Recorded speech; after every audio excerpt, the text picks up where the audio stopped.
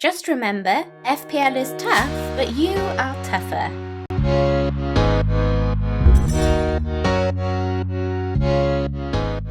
Hi guys, I'm FPL Nympria and welcome back to the home of FPL videos. Oh my gosh, did I live this game week, and it was not a fun ride. You know what, this isn't going to be good, but it might just be cathartic. So let's take a look at how I got on in my worst game week ever, like ever in FPL. I'm recording this on Monday, so Villa are yet to play. However, I never placed Steer in with the hope that he'd actually play or get some points, especially with Villa signing Martinez. It was more not to look at McCarthy in my side anymore. And well, at least I was right on that, as McCarthy got 0 points from his 5 goals conceded, but much more on that later. Again, my defence has been a consistent, painful regularity of one defender doing well, whilst the others nosedive spectacularly. Trent did get me a clean sheet this week with a bonus point to boot for 7 points towards my team total, one of the rare players in my team to do anything. Is he worth his 7.5 million price tag though? I still ask myself. He did have 3 shots and 4 attempted assists compared to Robbo's 2 shots and 1 attempted assist, so something to ponder over there. Peters really rounded off my worst game week ever and put the boot in finally on Sunday evening as my differential into the Burnley defence to Taylor. He started on the bench, came on at 40 minutes and then scored an own goal. I mean, how unlucky is that? I mean, at that point I was so fed up it is not even funny. He stole 2 points from my already woeful overall points for the game week. I mean, that's just not fun at all. Newcastle looked the opposite in defence after such a good start in game week 1. Lewis looked great in that match. Unfortunately this week, despite his 3 attempted assists, that's the same as Trent. He just wasn't able to get anything, and Brighton were just much too strong for Newcastle. And now he has a bad bounce from being kicked in the head and is flagged as injured. I mean, can you believe my luck?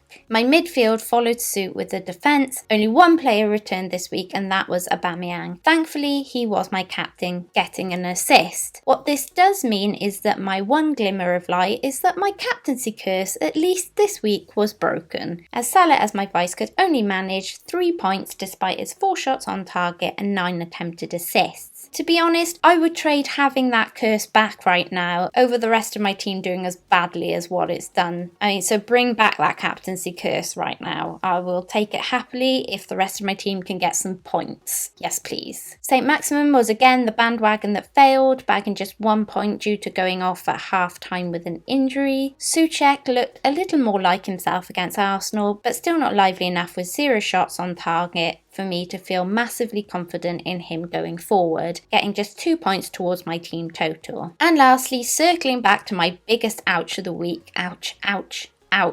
Yes, I was one of the 11.9% of managers that switched Son to Bruno this week. Oh, ouch. This one really hurt. The point swing from that switch was the difference between a massive red arrow and a massive green one. Son got 24 points from his 4 goals, whilst Bruno, well, he got 2 points. Okay, there's 2 things to address here. Firstly, why I'm so gutted. And that is because after owning double Southampton defence last week, I was aware at how bad they looked, and I had a very strong feeling that Son would bag against them. Alright, I had absolutely no way of knowing that it would be 4 goals, but still, call it my gut or whatever, it seemed likely he would do something. The second point here is, though, why I'm trying to be lenient on myself, and that is that I never planned to keep Sonny much past game week 1, well, unless other fires cropped up.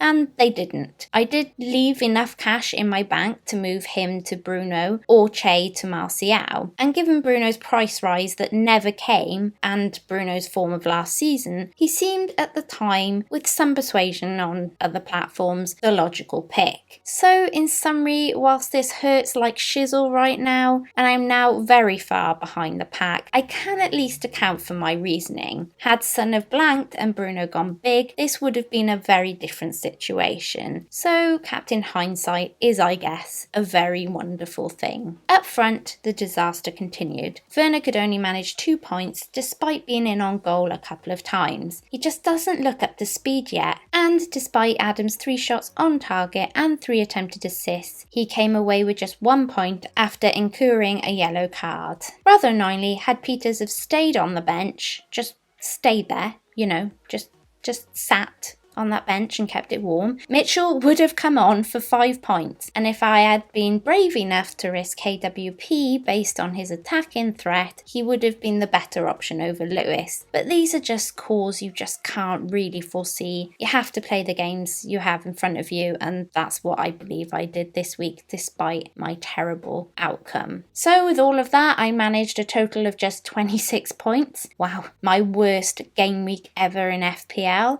How hugely embarrassing. I mean, I can't quite actually believe it myself yet. I mean, reliving this in this video, it just seems just impossible, but there we are. My OL will dip again after Aston Villa, Sheffield United, Wolves and City play due to me not having any of them and the ownership of them being quite high in the game. I'll likely be sub 4 million or something all in all when the game week is wrapped up. I mean, I'm used to a bad start, but this is something else. This has been a tough one to take. Now, with all of that said, we are just at game week 3 and there is a long way to go. So, as I say at the beginning of the video, FPL is tough, but you are tougher. So, looking ahead to game week 3, and this is how I would have been looking had I not have already hit the wildcard button on Friday evening. I do not advocate hitting the wildcard button this early. For everyone, the wildcard has to be subjective. I regretted it Friday evening, I'm not going to lie. It was very reactive on me, and I could have easily fixed 1 or 2 of the issues I had at the time with a hit. That said, come Saturday, with the Newcastle injuries and triple Southampton and just 85 points over 2 game weeks, it felt very clear I was on the wrong path here, and if I had not have done it Friday, I would have definitely done so on Saturday evening anyway. Does this mean I've done the right thing? Well, only time will tell. I've never wildcarded this early. My idea here is to jump on teams I like the look of, and if anything crops up, then I'll hit further down the line rather than the other way around. I just couldn't get in 3 teams in a -4, unfortunately. But it isn't easy with the amount of options available to us now. So what does my first wildcard draft look like? Well, here it is. Right now, given all the forward options available to us, I'm pretty sure I'll be on a 3-4-3, even if one of the 3 up top is Bamford. Teams I'm targeting are Everton, more long term as Palace will be a tougher fixture for them than the first 2 they faced. I'm also looking at Wolves for their run of fixtures. We'll look for more information in that City match on who to go for there. I will want City because, well, I have none at the moment and that just seems silly. Watching Monday night will hopefully have a bearing on whether that should be Sterling or KDB. I am losing Aubameyang, much to my dismay, but he's just too much despite his trickle of points. He'll help fund City, although I am sure he'll be back at some point this season. I will keep Werner ahead of West Brom, I think, with the prospect to move him on to Martial or Jimenez once I get to see both of them teams in action again. Though that Southampton fixture in game week 5 is tempting if he finds his shooting boots in game week 3. My then biggest decisions are whether to keep Trent or move him on to Robson to free up 0.5 million in cash, and also whether I should go running back to Son. This is the Son draft and keeps me some cash in the bank for manoeuvre. Maybe James in for Lamperty, although Justin and James could lose spots when injuries are over, so I'm a tad reluctant to double up on both. Spurs have 2 midweek fixtures this week, so hopefully Son plays and I get another look at him. It'd be really good to have a really good idea about whether or not he's worth going back to or whether that was just a one-off performance. And this is what a non-Son team looks like. Rodriguez with the tougher fixture of course with Palace, and Greenwood risky after last week, but United have to pick themselves up and they looked much better when he came on in the second half. I've already had 7 players rise in price once since Friday, so if I can get 2 of those on the double rise, I will hopefully get up to the 0.2 marker I'm looking for to get back on the 0.5 even terms again. As for my captain, my initial thoughts are Salah safe,